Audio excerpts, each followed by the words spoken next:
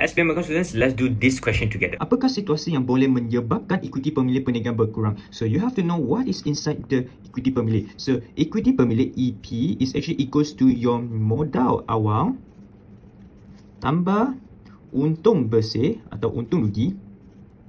So kalau ia untung bersih ditambah, kalau if there's a rugi, then you tolak. Alright. So kalau ada ambilan, you have to minus your ambilan.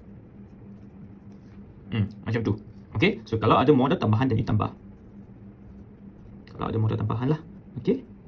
So let's read one by one. Number one, peniaga membuat ambilan. Oh, you nampak ambilan. But you have to know, ini ambil barang untuk apa tujuan? Dia untuk tujuan promosi. Now, when it is a ambilan untuk tujuan promosi, this is not a ambilan.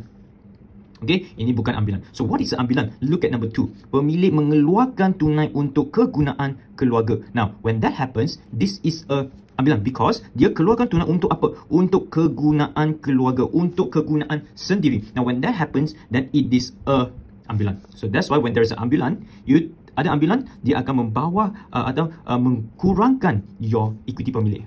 Okay, so that's number two. Now look at number three. Peniaga menanggung rugi atas pelupusan aset. So this is a rugi.